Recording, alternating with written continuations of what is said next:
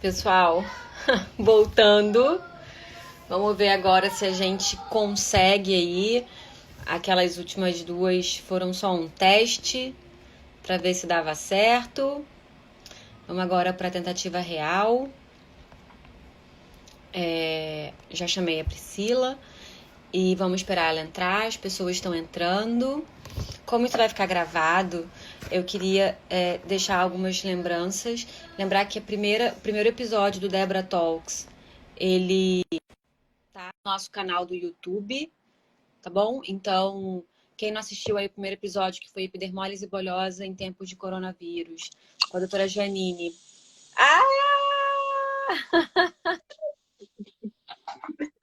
Agora foi. Vitória! Para dar mais suspense. Insistência e persistência, Priscila! Ainda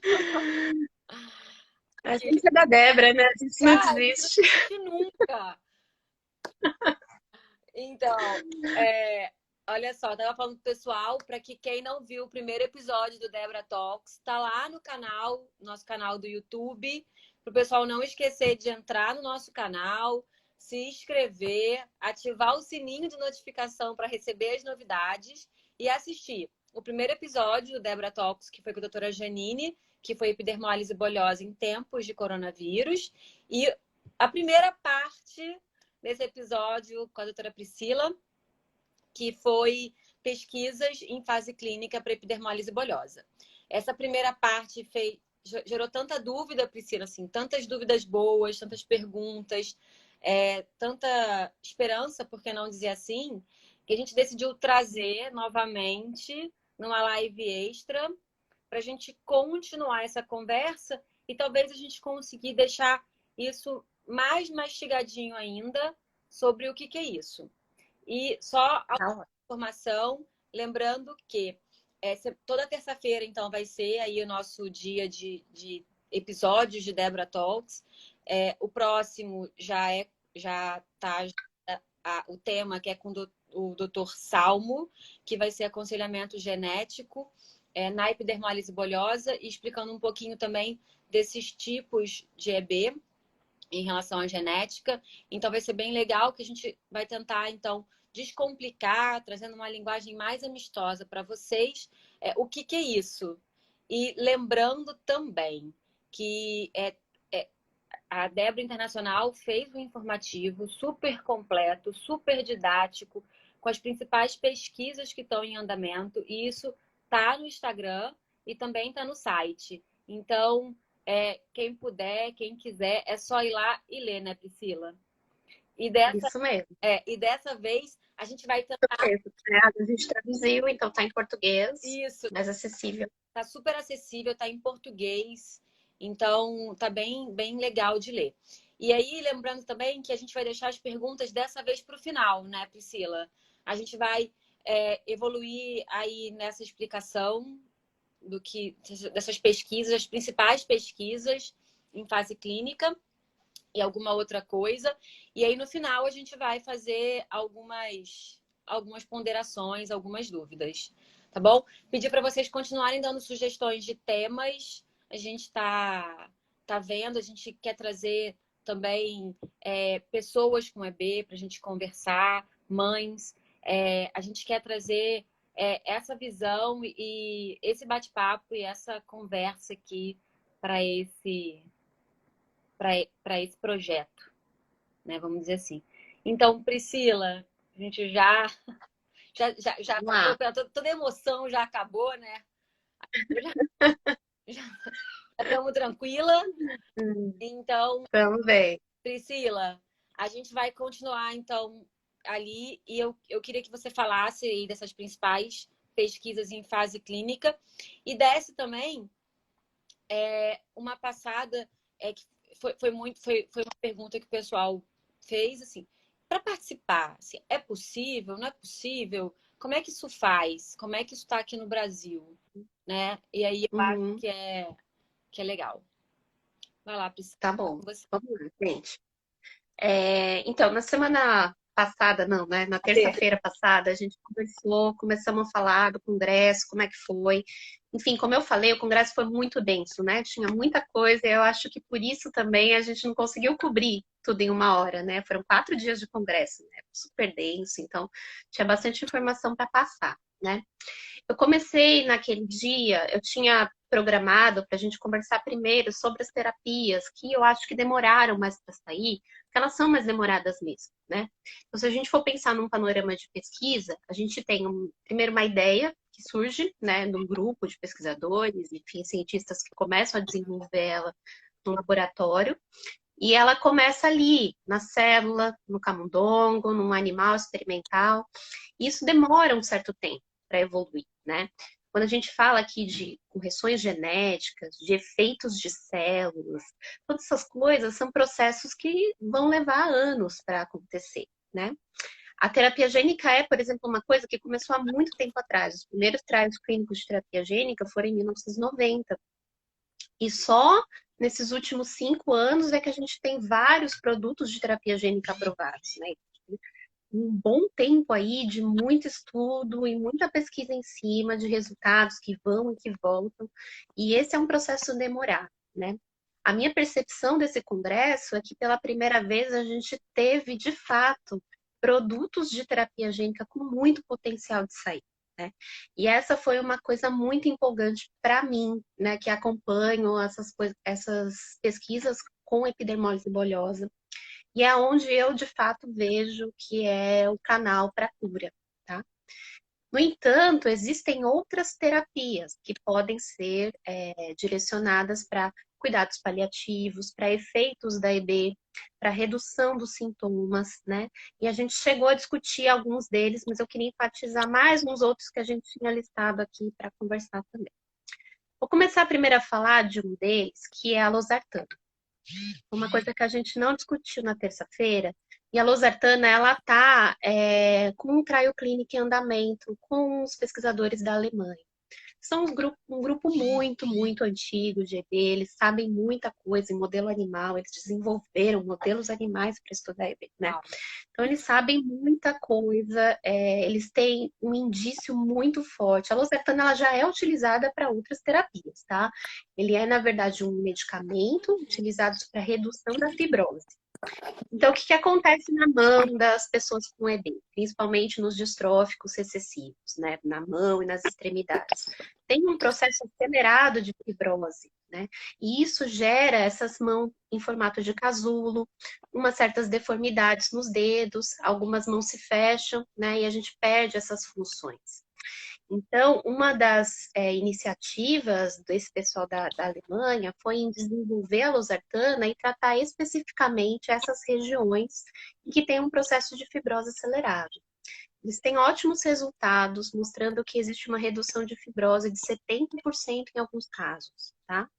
Então, assim, poucos pacientes foram testados até agora, eles têm uma média de 15, e eles querem expandir ainda mais esse estudo, tá levando para esse caminho, mas a gente tem aí uma possibilidade de uma outra terapia tópica que pode ser utilizada logo, muito em breve aí, para a fase 3 caminhando, tá? Essa primeira fase que passou é fase 1 e 2, ainda tem os resultados para serem soltados de longo prazo, né, que eles acompanham segurança, eficácia, isso há mais de 6 meses, eles só soltaram os resultados de 3 meses.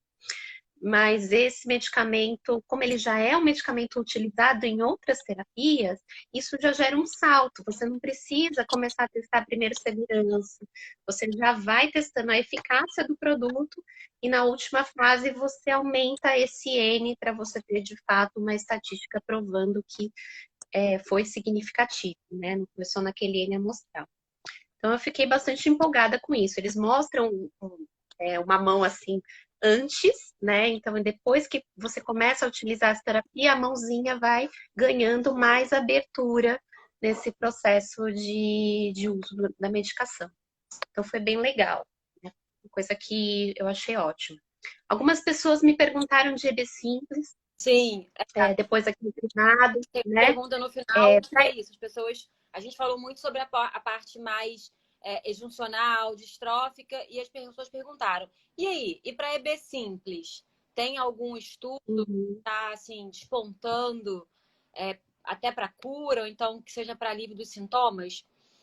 Priscila, eu queria só fazer um parênteses em relação ao losartana. Eu também vi na Suíça em 2018 e, assim, é sensacional, né?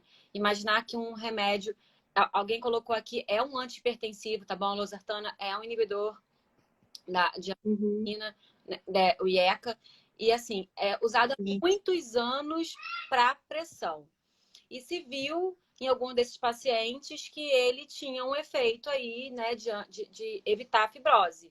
E aí foi se usando Uhum. para outras coisas. Então, assim, gente, não é para sair tomando losartana, por favor.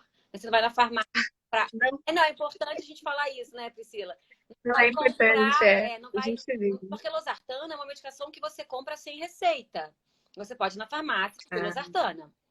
Então, assim, não vamos comprar a losartana e começar a tomar, principalmente porque essa parte do estudo é super importante para saber a dose que vai ser eficaz e não vai ter efeito colateral. Então, é isso que não está liberado, por isso que você não está descrito ainda, os resultados não foram colocados, porque não tem essa dose. Eles até sabem de algumas coisas, mas eles não colocam exatamente para ninguém sair por aí tomando a medicação sem estar dentro desse estudo controlado, tá bom? Então, por favor, ninguém comprando losartana para tomar. Medicamento para pressão. E tá na fase 3, né? Vai entrar na fase 3, né, Priscila? vai entrar na fase 3. Então, é agora que, de fato, a gente vai ter uma estatística provando que é eficaz. Porque a gente tem um bom indício de que tem uma boa melhora, né? Mas isso foi testado em 15 pacientes. Então, é Foi muito pouco. menos. A gente sabe que tem muito mais, né? Muitas pessoas aí que precisam se beneficiar. Foi questionado até, a gente pode falar mais sobre isso, mas assim, quando, né? Adianta tratar um paciente que já está muito comprometido, que já está sem total abertura dos dedos? Não, né? Eles já viram que isso não adianta muito, então primeiro vai ter que ser submetido a um processo cirúrgico e Vai depois talvez usar isso no como um complemento pós-operatório, de terapia. exatamente, para poder evitar a recidiva que a gente já sabe que é super precoce. Quando a gente opera a mão, a recidiva ela é super precoce. Então, se você tem alguma coisa para evitar isso aí, né, é um auxílio. Então, ele entra aí na prevenção, né? É bem Isso, ele entra mais na prevenção mesmo. E, né, de novo, não foi testado em crianças pequenas, né? Então vai ter uma super faixa etária importante, restrita. super importante. Não É, sei, pode fazer então, tudo losartana para isso bebê. são informações que vão ser divulgadas e a gente vai saber mais para frente, né? Legal. Mas é aquele momento que a gente vê que tem muita coisa sendo explorada, né? E de fato ganhando muita força, assim. Se vocês quiserem de novo, vou repetir, a gente entra lá naquele site do clinicaltrials.gov, digita lá no search, uma busca, pode colocar losartana, epidermólise bolhosa, e vocês vão conseguir acompanhar o passo a passo dessas pesquisas, tá? A gente estava falando de EB simples, né? Tem, de fato, uma pomada que foi desenvolvida de uso tópico, a diacereína, que ela pode ser utilizada, assim, nas extremidades, ela já está em fase 3 também. Ela começou indo muito bem em estudos, né? Mas depois de 8 semanas, eles viram que os pacientes, eles tinham uma linearidade. Eles começavam a ser administrada essa pomada, melhoravam, depois passavam 8 semanas, isso meio que se igualava ao grupo controle, né? Então ela ficou ali querendo, não se provou muito bem que ele era estatisticamente eficaz, né? Então, o que eles fizeram foram trocar a dose. Então, eles aumentaram essa dose para 3% ao invés de 2%. Uhum. E eles também aumentaram o tempo de aplicação. Então, existe uma segunda aplicação aí no período intermediário desse estudo. E aí, agora, eles vão divulgar em breve os resultados sobre essa mudança de protocolo. Mas ela foi bem aceita, né? Eles têm casos em que isso foi feito, então eles já tinham um estudo preliminar mostrando que para EB simples, esses pacientes poderiam ser beneficiados dessa droga. É de uso tópico, ela deve ser aplicada em uma dosagem mínima e máxima, né, de uso controlado, mas para EB simples é isso que chamou mais atenção ali no estudo. O que mais que a gente pode falar de terapia gênica, né? Que é um estudo que está avançando bastante. Existem basicamente protocolos que envolvem, primeiro, transplantes de células para fazer enxerto, né? Então você pega a célula da própria pessoa, leva isso para o laboratório, faz uma expansão dessas células, e essas células são modificadas geneticamente, tá? A gente tem aí 4 grandes principais vetores utilizados para fazer essa modificação genética. São a base de lentivírus, né, que são vírus atenuados, contém uma cópia do gene lá dentro. Eles têm a propriedade de entrar na célula naturalmente, fazer essa modificação, inserir esse gene saudável, né? E isso pode ser feito tanto para juncional como para distrófica recessiva, né? A Fibrocell, ela é uma das empresas que está investindo mais em distrófica recessiva. E eles mostraram dados, assim, muito, muito bonitos, indicando que você consegue fazer, de fato, enxertos de pele de fibroblasto, né, que são as principais células da pele que secretam o colágeno 7, e essas células modificadas do próprio paciente, então não corre um risco de você rejeitar, né, essa pele após o transplante, né? E isso fica na pele de uma maneira muito estável. Eles têm acompanhamentos ali de 3, 6 e 9 meses, das mesmas áreas transplantadas, áreas inclusive muito grandes, mais de 100 centímetros quadrados, tá? Então, são áreas que geralmente são difíceis de cicatrizar, porque já estão muito comprometidas, e elas acabam precisando mesmo desse aporte dessa pele. Uma das coisas que eu acho que, para mim, né, chama muita atenção é que a pele ela é um processo de autorrenovação. Então, todo mundo está lá no chuveiro, você vê a sua pele descamando todos os dias, né? E, a princípio, essa terapia de transplante, de enxerto, ela poderia ser até considerada paliativa, porque você não sabe quanto tempo essa pele vai durar, né? E, assim, durar nesses pacientes por 9 meses, 1 ano ou 7 anos, né, que foi o caso do Hassan, Passando. é assim uma coisa que chama muita atenção, né? O que faz com que essa pessoa com EB consiga ter de fato essas células ali se autorrenovando, se multiplicando, né? Isso é justamente porque essas células da pele, a gente não tem só células que se renovam, a gente tem células que têm propriedade tronco. Então, os fibroblastos têm um pouco dessa propriedade, não é tanto, mas existem várias células que acabam desenvolvendo esse potencial já por serem cultivadas, que é o caso da célula tronco epidermal, que é bastante utilizada, né? Então, são todas descobertas que foram acontecendo, Durante... vocês vejam, assim, pouco tempo, né, que acabou levando com que esse protocolo de enxerto de pele ele conseguisse ser um pouco mais disseminado, né? A grande sacada e acho que o grande diferencial entre os grupos ainda de pesquisa é que eles estão utilizando métodos de transferência gênicas diferentes. Hum, Então, a gente tem um grupo que está acreditando mais nos lentivírus, a gente tem um outro grupo que está pensando mais em usar retrovírus, e eles também usam uma terapia muito parecida com queratinócitos, mas é retrovírus. E esses vírus não têm tanta diferença entre si em termos de construção. Eles só são, um é mais seguro, o outro ainda não está comprovada tanta segurança. Um pode ser utilizado em maior quantidade, outro em menor, né? Então é como se você variasse, né, a concentração dessa droga aí que você vai escolher para levar o seu gene, né? Priscila, Então é isso. Oi, diz. então, a terapia gênica, hoje, então, você pode falar que a gente tem tanto para juncional, e lembrando que a gente falou da outra aula, é o caso do Hassan, que ficou conhecido, que inclusive saiu no Fantástico, né? Eu acho, se eu não me engano, não saiu no Fantástico a história Hassan. Então, ele foi Eu acho que foi do Jornal Nacional também, né? transplantado, Então, foi transplantado 80% da superfície corporal dele, num total. Então, isso é muito. Fosse um grande queimado de 80% que recebeu esse enxerto modificado. Então, assim, hoje, né, Priscila, tem para juncional, que é o estudo do Hassan, Tem. que a gente já falou lá na outra live. E agora tem um grupo Uhum. também para distrófica recessiva. É Isso. isso? Então, isso mesmo. Então, a gente tem esses para distrófica recessiva, como eu falei, tem a Fibrocel, tem a Beona Therapeutics, que também é uma grande empresa que veio ali pegando esse protocolo de Stanford, que já estava muito bem trabalhado, né? Isso é uma coisa que depois eu também queria até comentar. Alguém perguntou na outra live, né? Como que é fazer pesquisa no Brasil, as dificuldades de financiamento, né? Esse é um grande diferencial na Europa, nos Estados Unidos, a existência de investidores, né? E de empresas que compram isso para virar um medicamento.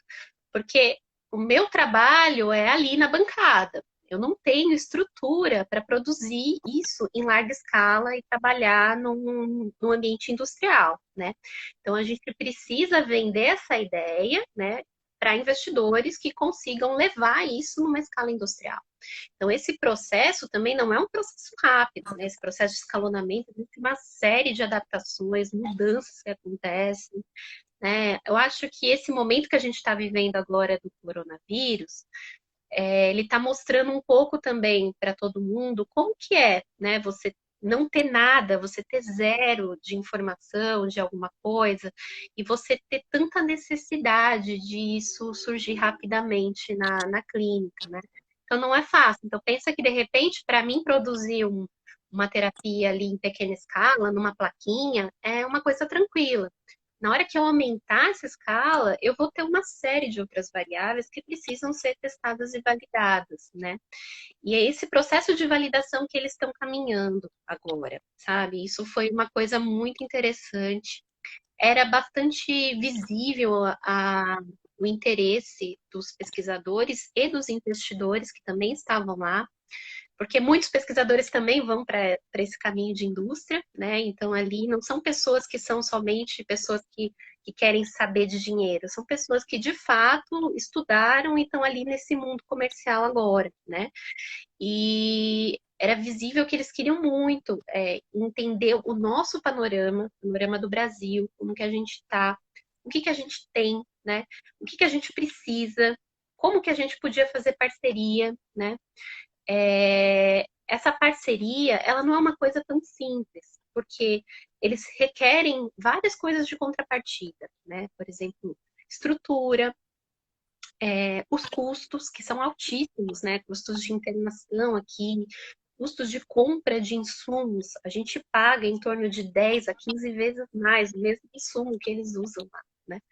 A gente também tem um custo muito grande nas taxas de importação, então, são coisas que encarecem muito, né? Então, essa contrapartida para nós, assim, aqui do país, da América Latina, acho que de uma maneira geral, não é só no Brasil, para o Chile, para a Argentina, para a Colômbia, que também tem vários grupos ali de pesquisadores muito fortes, ela tem sido um grande prejudicial, né?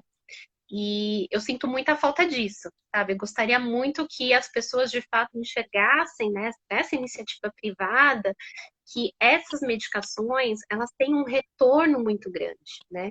Vejam só, assim, ela não vai ser uma terapia barata, mas vejam quanto um paciente com epidermólise bulhosa, ele é oneroso para o Sistema Único de Saúde. Ele gasta da renda dos pais e da sua própria renda para se manter, para as consultas, para os curativos. Então, somando tudo isso, fora a beleza, né, da cura e da possibilidade de melhorar a vida das pessoas, existe também um ganho financeiro muito grande, não só para quem trabalha com isso, mas para o próprio Sistema Único de Saúde, para os governos, para os sistemas de saúde pública, né? Então, é essa Lá na falta de frente. visão, exato, essa falta de visão, essa falta de diálogo, sabe? Assim, essa perspectiva de que ciência é de fato um investimento, ela precisa ser muito alterada aqui, né? A gente precisa ganhar muitas pernas para alcançar o nível que eles estão, porque eles acabam tendo mais investimentos do que nós, tá? Priscila, a, Oi. a terapia gênica, assim, para você, é algo perto de uma cura? É o que a gente caminha para cura, né? Talvez É o que a gente caminha. cura. Não, talvez não a cura, porque a gente sabe que a epidermólise bulhosa é uma doença genética e isso está lá no seu DNA. Né? Você precisaria, então, Sim, mudar todo o DNA da pessoa. Mas, se você consegue, com essa terapia gênica, com esse enxerto de pele, que não é só uma pele, é uma pele geneticamente modificada. Aquela pele é uma pele que não tem deficiência do colágeno tipo 7, no caso da distrófica recessiva. Não é isso? Você consegue é colocar isso essa mesmo. pele na pessoa que tem a epidermólise bulhosa e aquela área passa a produzir colágeno tipo 7. Então, talvez, É. né? A gente chama de mosaico isso, né, Priscila? Numa área ele vai ter uma deficiência, vai ter aquela pele que tem a deficiência do colágeno tipo 7. Mas aqui nessa região, ele vai ter um enxerto de pele onde produz o colágeno tipo 7. Então ele fica, é que nem o ração, ele fica um mosaico de áreas aonde ele tem o colágeno tipo 7 e áreas aonde ele tem essa pele geneticamente modificada, né, mas que produz Uhum. colágeno tipo 7. Então, a gente sabe que não vai mudar o DNA do paciente, mas é alguma coisa perto de uma cura para esse tipo Com certeza. de para esse tipo de epidermólise bulhosa, né? Então é mais... Exato. A gente vai ficar com aquela marca, né? Assim, você vai ter o seu registro genético ali. Isso não vai mudar, isso faz parte de você, né? Tanto que a gente fala que são pessoas com EB, não são outras pessoas, né? Esse registro ele vai ficar, mas o importante é que é de fato uma cura dos sintomas, né? Eu também tinha muita dúvida com relação aos órgãos internos, né? Como é que um transplante de pele, que foi feito no ração, pode melhorar a questão interna? Porque os outros órgãos também são afetados, a Aí gente sabe. é inflamação. É todo aquele processo de inflamação da ferida, da cicatrização que diminui e você começa a ter um paciente menos inflamado, né? E a inflamação Pois é, contribui você mudou chega toda a até, biologia da pessoa, chega até a ficar não é? arrepiada. Você vai diminuindo a inflamação e você consegue ver, né, que os outros órgãos começam, então, a funcionar de uma forma melhor, né? Acho que é mais ou menos Exato. esse Então, de caminho. alguma maneira, você parou ali na pele de estimular, né, tudo aquilo que fazia mal para o corpo de alguma maneira. Exatamente. Então, o registro, aquela marca que ficou, se você, o seu esôfago está dilatado, isso tudo ainda vai ter que continuar sendo feito, tá? Então, todas essas terapias que a gente descobriu até hoje, elas ainda vão ter que complementar esses processos de cura. Mas isso não significa que outras áreas não podem ser beneficiadas, né? Porque é uma doença sistêmica, Sim, né? A gente tem uma série de outros mecanismos sendo ativados ali. sim. E voltando um pouquinho, né, nessa história, já que a gente foi para esse lado da inflamação, todas essas pomadas, elas estão muito voltadas para isso, né? Porque é uma coisa que você consegue controlar. A inflamação, ela não é um processo sempre ruim, ele é um processo necessário às vezes, Super. né? Para a gente poder mostrar para o nosso corpo que tem alguma coisa de errado, que a gente precisa atacar um invasor, um patógeno ali. Então, ele é um processo benéfico. Então, isso aí não vai ser feito com terapia gênica, de maneira nenhuma. Isso vai ser feito com alguma droga que você possa colocar e ela vai passar a ter o efeito dela na hora que ela precisar fazer, ela vai embora, né? E a gente não existem estudos focados mais nesse sentido, né? Então, por isso que para EB simples, que é um processo mais ameno, né, em termos de feridas, eles Não têm gera algumas tanta propostas fibrose, de terapia gênica. né? Mas A exatamente. epidermólise bulhosa simples, a gente sabe de toda a dificuldade do paciente, da dor, das limitações, né? Principalmente em relação às lesões do pé. A gente sabe que a epidermólise bulhosa simples, ela não gera tanta fibrose. E a fibrose acaba sendo um processo extremamente prejudicial para o ser humano. A gente precisa da inflamação, a inflamação é importante, mas essa inflamação em excesso, que vai acabar gerando uma fibrose, é parte desse problema. Então, a gente tendo aí, sabendo que a gente vai diminuir, por um lado, essa inflamação com esse enxerto de pele geneticamente modificado, seja por um vírus ou por outro, né, Priscila? A gente ainda não sabe qual que vai ser o vírus do bem, né? Mas algum tempo Exato. atrás, a gente sabe que é muito comum usar o vírus como carregador, né? Carreador de alguma coisa. Isso não é novo.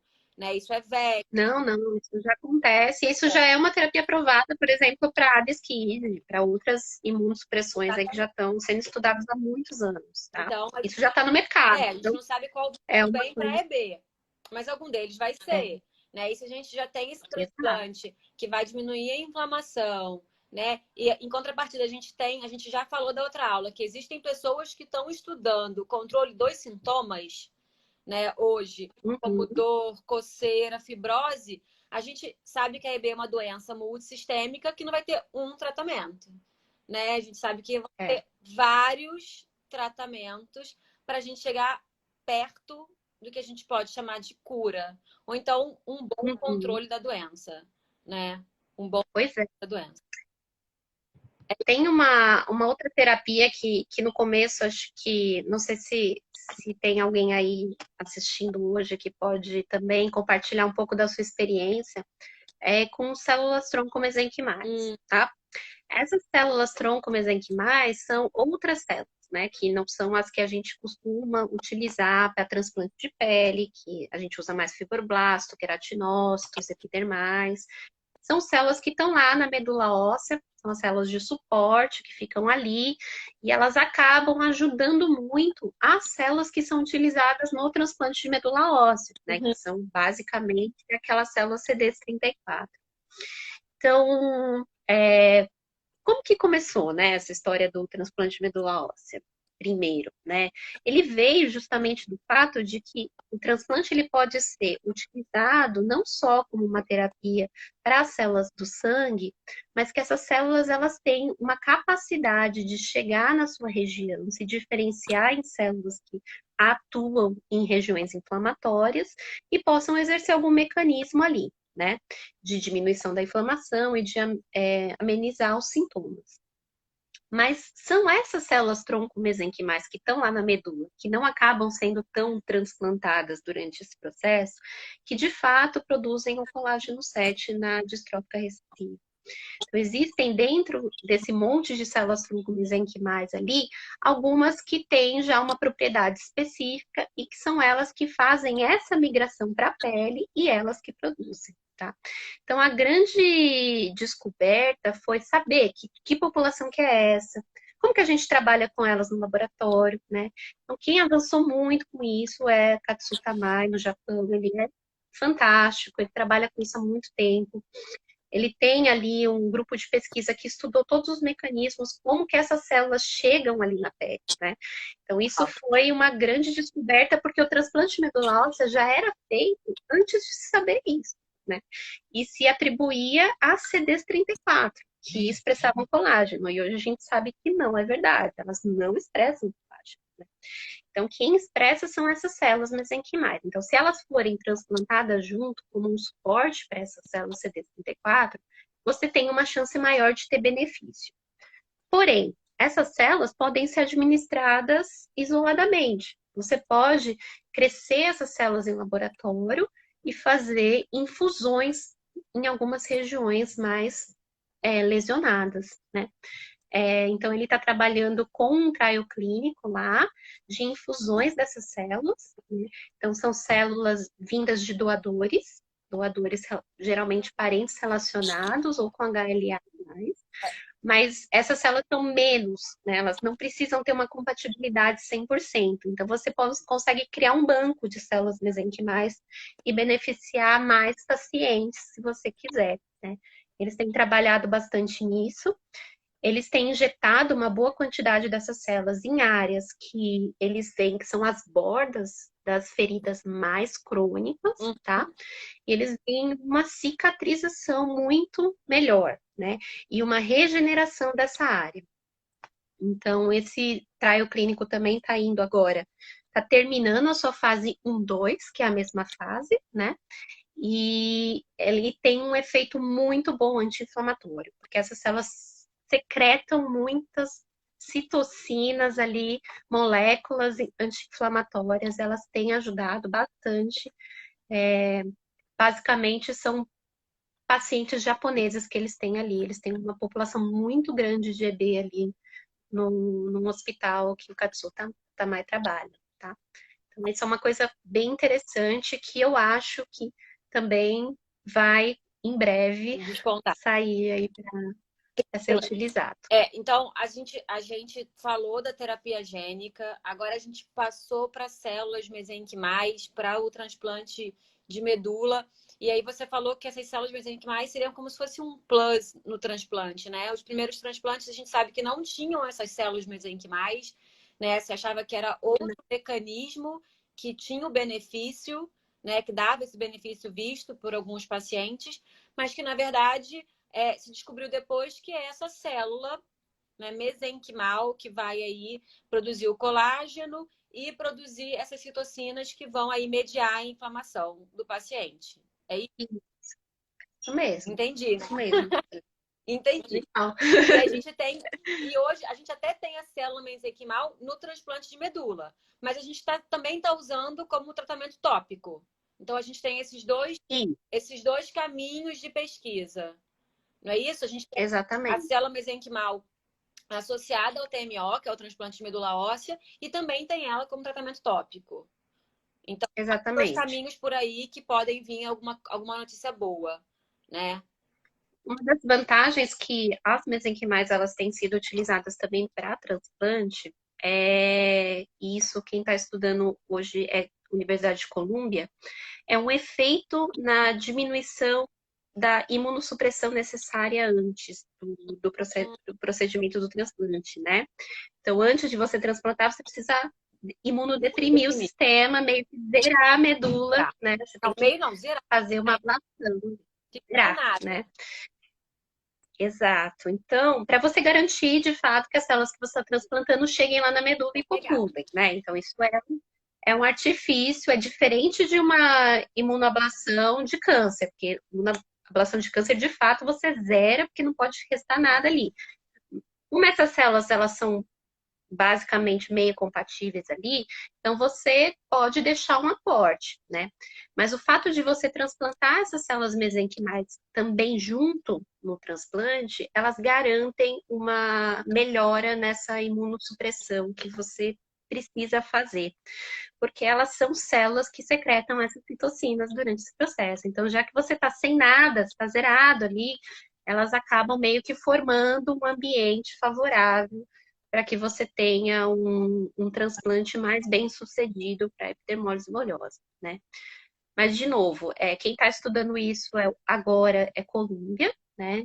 Os primeiros transplantes que foram feitos em Minnesota não tinham essas células. Eles de fato foram descobrindo isso ao longo do caminho, nem foram eles, né? Como eu falei, foi outro pesquisador que descobriu, e isso foi uma coisa que foi acrescida, né, no protocolo. Eles até comentaram que eles diminuíram também a imunossupressão, fizeram outras alterações de protocolo, inclusive até mesmo na seleção de alguns pacientes, né? Porque alguns pacientes tinham alguns critérios menos rigorosos no início do que os do fim, né? Alguns receberam transplante de cordão, outros receberam transplante de medula. Então tem uma diferença muito grande entre as pessoas que foram tratadas, né? Pode E aumentar. essas células, quando elas Como tem essa diferença das pessoas, quando pode garantir o resultado, né? Pode ter sido por alguma diferença própria da pessoa, por isso que respondeu melhor do que outra. Não foi só a terapia, né? pode. Exato. E o centro, né, que foi transplantado, as terapias paliativas que já eram utilizadas, o estado em que a pessoa estava antes, depois, é muito imprevisível, né? E, enfim, assim, o que de fato eu acho que fez uma grande diferença para os resultados finais deles e para eles fecharem, né, em Minnesota esse protocolo, e para a Colômbia assumir de uma maneira diferente foi essas descobertas científicas que estavam faltando, essas pecinhas do quebra-cabeça, que são essenciais, né? Então, por mais que a gente queira acelerar o processo, tem muita coisa que a gente precisa descobrir antes e ter muita certeza antes de arriscar, antes de colocar uma vida em jogo, né? Que a gente está falando aqui de pessoas, de vidas, né? Então, é muito importante a gente estar muito seguro de que essas pecinhas elas vão completar, Encaixar.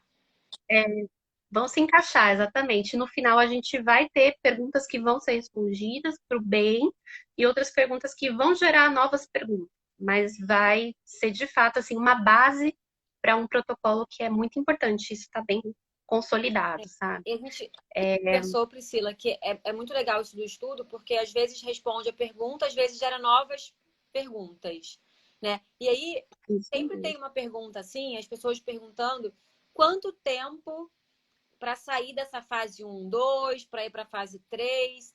E aí, eu queria que você falasse um pouquinho, para a gente usar esse gancho agora, é, existe um tempo certo, Priscila? Assim, eu posso falar que a fase um vai demorar um ano, dois, a fase 3 vai demorar um, dois, 5, 10. A gente tem esse Uhum. limite mínimo e limite máximo de tempo para saber se essa terapia vai estar disponível aí em larga escala, né? A gente tem um limite mínimo que são determinados pelas agências regulatórias de cada país, tá? Aqui no Brasil é a Anvisa, e a Anvisa determina um limite mínimo para algumas terapias avançadas. Mas, honestamente, a gente não tem ainda uma lei, tá? Então, a gente se baseia em leis dos Estados Unidos e da Europa. Nos Estados Unidos, eles pedem para doenças raras um mínimo de 5 anos de acompanhamento.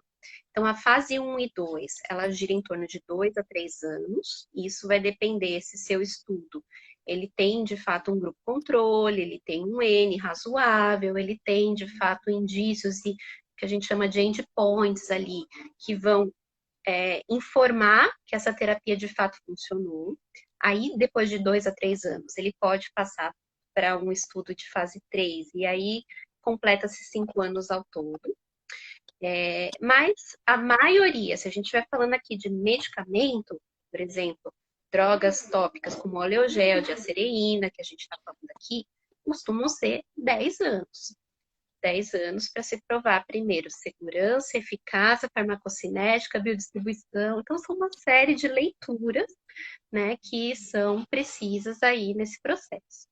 Isso eu nem estou falando do que veio antes, que é a parte de bancada, Isso que que eu é ia a te parte que a gente perguntar. faz. Não são 10 anos da fase do início da Tá pesquisa para a fase de 3. Não são 10 anos, né? Uhum. Você A gente está falando aqui de só clínico, a parte que clínica, né? seria, Então, no então, mínimo, as agências regulatórias pedem 5, mas a parte básica que começou lá, ela pode ser, assim, definida, né? Enfim, completei meu doutorado já faz 4 anos.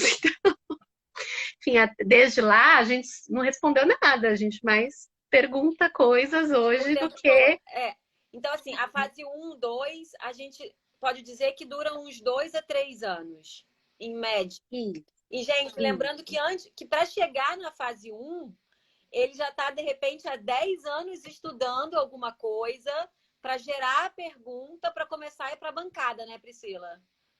Exato. E é aquilo que eu falei, assim, nem tudo chega nessa primeira fase um e 2 que a gente está falando, né?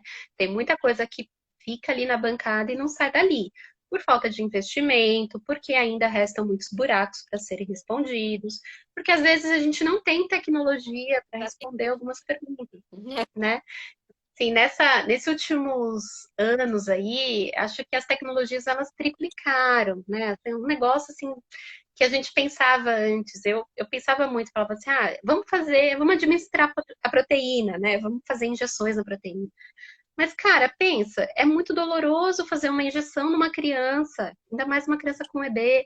Imagina você administrar um monte de proteína e fazer várias injeções numa ferida. Não tem como. É uma ideia, sabe, assim, aquela ideia que surge, que faz todo sentido, mas ela não é aplicável. Então, um monte de protocolos e terapias começaram assim, com uma ideia maravilhosa, linda. Aí, às vezes, você tem até investimento, você tem alunos se formando, pensando nisso, mas ela não Não é consegue ir para a clínica. praticável, Ela não não vai para frente. é Então, isso e a mesmo. fase 3 a gente sabe que vai durar aí em média de 5 anos. Uhum. Mas quando entra na fase 3, Priscila, é bom. Significa que ela É respondeu as ótimo. primeiras perguntas. Então, assim, a gente saber que essa terapia gênica com transplante de células geneticamente modificado, que as células mesenquimais, todas elas estão entrando na fase 3 agora. Isso é uma boa Isso. notícia. Uma ótima notícia. Significa que em breve, daqui, tipo, 2 anos, possivelmente já vai estar liberado para ser aplicado em muitas regiões ali próximas do país. Depois, mais para frente, isso vai ser disseminado pelo mundo, né? E aí envolve outras coisas. Publicar, né? Exatamente. Então, ela vai poder ser de fato comercializada. Então, a gente está falando aqui nos próximos 2 a 3 anos ter produtos, não só um, né? Vários produtos alternativos sendo comercializados aí. Então, a gente pode pensar, aí a gente pode ser otimista em relação ao futuro dessas terapias. Porque se elas já responderam as principais perguntas, né? Passaram pelas principais fases, que são essas fases de bancada que a gente sabe que são muito difíceis, né? Não que a fase 3 não seja, né? Porque tem que ter investimento, tem que ter gente, tem que ter. É complicado ter pesquisador, você tem que fazer os grupos. Então a gente sabe que a fase 3 é super complicada. Mas ter entrado na fase 3 é uma notícia boa. Você também já está e você também já está mais redondinho, né, dentro do seu protocolo. Você já sabe uma série de coisas que você tem que alterar e você já deixou isso pronto, né? Você sabe o que você tem que caminhar e a coisa caminha de uma certa fluidez, né? De uma certa forma mais fluida. Então, chegar na fase 3, inclusive tem medicamentos que já são vendidos na fase 3. Isso tudo também depende. Se provar que ele é muito benefício e que não tem nada igual, né, Priscila, no mercado, e mostrou ter um benefício, mas e nenhum efeito colateral grave, é liberado a comercialização dele pelo benefício que ele pode ter. Então, a gente pode ver nos próximos 2 anos alguma novidade, principalmente em alguma coisa também, de repente, tópica, talvez, Priscila? Isso com certeza. Eu acho que os tópicos, eles têm uma chance muito maior, né? O oleogel, por exemplo, ele é o que vai atingir aí, acho que despontar como um dos primeiros a ser liberado, tá? Inclusive, ele já tem até políticas internas de como que vai ser essa distribuição, qual é a demanda, né? Isso tudo já está sendo estudado em termos de mercado, em termos de quem são os representantes que vão poder comercializar, como isso vai ser administrado, se isso vai ser treinamento para profissionais. Então, eles já têm pessoas dentro da equipe deles que vão estar responsáveis por fazer esses treinamentos. Então, é uma coisa assim muito, muito mais promissora de ser mais rápida, que ela envolve, né, menos passos em termos de produto. Quando a gente está falando de produto de terapia gênica, né, a gente está falando de um produto biológico. Sim. Então, o controle de qualidade de produtos biológicos, eles são muito mais complexos, né? Mas a gente está no caminho. Assim, a gente, quando eu digo, são os profissionais de saúde que estão, os pesquisadores que estão aí ligados e focados nisso aí, eles estão no caminho, né? Eles estão ali tentando responder as perguntas. E junto disso, dessa cura, o possível cura ou melhora, tá vindo também outras coisas que vão controlar os sintomas, como a gente já falou, tanto na outra live, né? Dor, coceira, que são pontos extremamente são complicadores da doença, assim como medicações para o câncer de pele avançado, que a gente sabe que hoje também é um problema muito grave para as pessoas que vivem com EB, uma forma de epidermólise, né, e que acabam evoluindo para carcinomas de pele agressivos. Então, a gente consegue também ter uma esperança em relação a isso. E ainda a gente vem aí para a forma distrófica recessiva, para a forma juncional, com terapias extremamente complexas, personalizadas, né, Priscila? Não vai ser igual, né? Porque Acho que algumas pessoas me perguntam também sobre isso, né? É até legal falar, né? Essa parte do personalizado.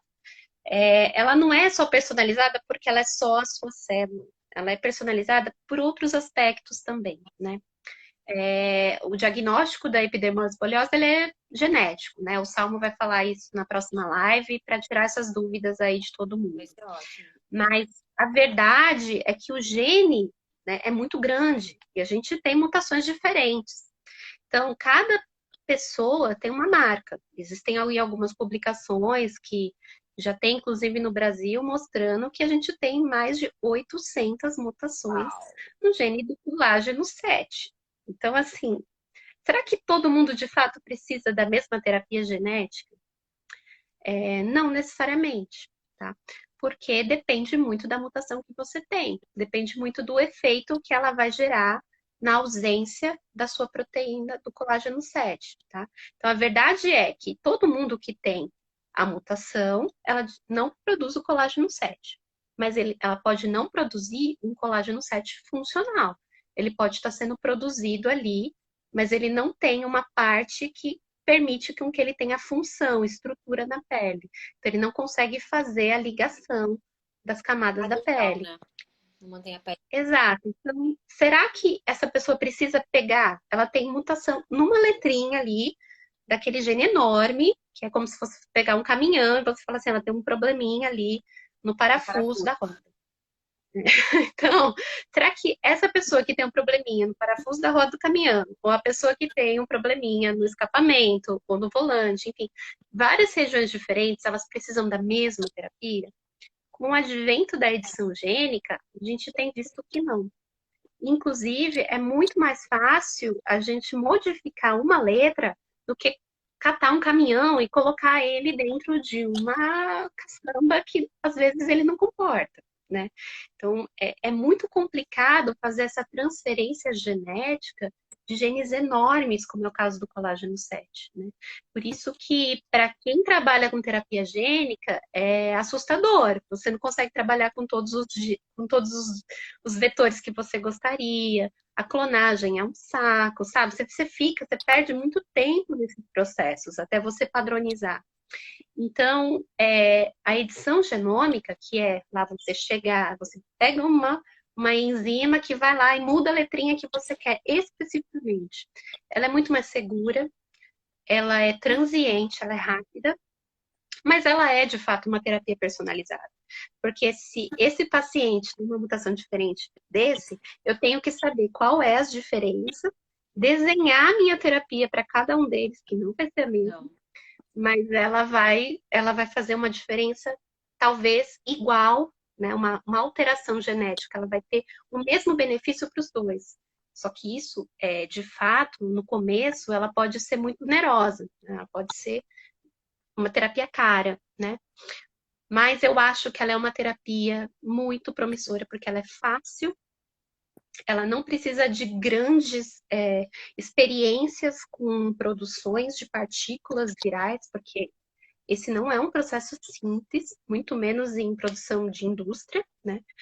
Ela é uma coisa simples, ela pode ser feita rapidamente. Tem gente que vende isso em empresas comerciais que são muito seguras. Então a gente consegue combinar isso dentro da bancada e consegue criar um produto muito bom, muito seguro. E ele vai ter um efeito que tem que ter, mas depois ele vai passar. Ele não vai ficar ali, sabe? Não vai fazer uma modificação genética tão grande. Ele só vai corrigir de fato o que precisa ser corrigido. Eu adorei quando você comparou com um caminhão e falou que pode ter um problema no parafuso, um problema no volante, um problema numa, sei lá, no parafuso da roda, outro no parafuso da caçamba. E a gente sabe que tem essas diferenças da epidermólise bolhosa, então por isso essa terapia é personalizada. É uma esperança, né, Priscila? E quando você falou que é fácil, eu adorei, né? Porque quando a gente sabe que tudo isso é difícil. A fase 1, chegar na fase 3, ter uma empresa, ter o pesquisador, ter as pessoas para participarem da pesquisa. E aí você fala que eles estão nessa terapia, né? De tudo que poderia ter, Uhum. ela ainda é uma terapia de fácil reprodução, eu acho que foi isso que você quis dizer, né? Ela é facilmente reproduzível, né? A gente consegue colocar numa indústria e produzir em larga escala, talvez num tempo mais curto, ao invés de demorar um ano para produzir uma terapia personalizada, mais um ano para produzir outra, mais um ano para produzir outra. Então a empresa consegue produzir isso mesmo que o custo talvez no começo seja um pouco mais alto, mas ela consegue produzir isso mais fácil. É isso. Exatamente. ela exatamente. E ela é mais segura, sabe? Se a gente for parar para pensar em você colocar uma partícula que é um vírus atenuado, ele, na verdade, ele não é um vírus, ele só é ali a A cabeça. capinha, né? A A cabeça, capa do. que ele serve para levar o seu gene. Ele está dentro, ele está levando um gene, né? Mas ele não é um vírus mais, ele só é um chamado de partícula viral. Porém, ele pode ainda estimular alguma resposta inflamatória, né? Quase todo mundo na vida aí já teve contato com algum vírus da gripe, um adenovírus, alguma coisa assim. Então, todo mundo com certeza já tem anticorpos contra adenovírus, né? E o adenovírus, a partícula do adenovírus, ele é utilizado para terapia gênica, né? Então, quando você utilizar isso em algumas dessas pessoas, você pode ter, de fato, uma resposta inflamatória, você pode ter uma inativação da sua terapia. São os efeitos colaterais de qualquer medicamento, né? Então, eles já foram testados, enfim, então você sabe até o limite da dose que você pode dar para que você tenha um efeito colateral pequeno. Vai ser um sintoma aí de gripe, tipo assim, não vai te deixar mal, ruim. Mas você eliminar essas partículas virais é fantástico, né? Você colocar isso como uma forma de uma proteína e que de fato vai lá fazer uma modificação na região que você quer, sem você. Então você imagina, você tem ali um monte de gene, vamos pegar o exemplo do caminhão, então a gente não tem só o caminhão do colágeno 7, a gente tem um monte, uma carreira de caminhões ali no nosso genoma, cada um é um gene diferente. Sim. Então é a mesma coisa que eu pegar um caminhão agora de um tamanho de uma carreta e colocar no meio de dois, em qualquer uma região, que é o que os lentiviros vão fazer, né? Uma região que nem sempre eu consigo controlar. Então, o meu gene que está alterado, ele vai continuar ali. Eu só vou acrescentar um caminhão nessa carreira ali, que vai ser um caminhão que vai expressar o meu gene saudável. A grande diferença dessa terapia personalizada é que você não está adicionando caminhão nenhum. Você está indo lá, E consertando o caminhão, corrigindo, que tá ruim. consertando, Então, você consertando o vai caminhão. consertar o Entendeu? caminhão que falta o parafuso, Priscila. É isso. Não Exato, botar nada é para isso. atrapalhar a sua carreta de caminhão. Você vai pegar e colocar lá a parafuso que está faltando no caminhão.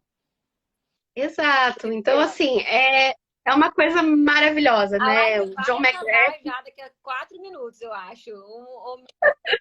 Assim, nesse Não, eu acho tempo que é só todo. no final, assim, que eu queria falar. O John McGrath, ele é um entusiasta, ele é um médico, pesquisador, ele é muito, muito animado, né? E ele também faz parte da Débora Internacional. Ele ficava toda hora falando isso.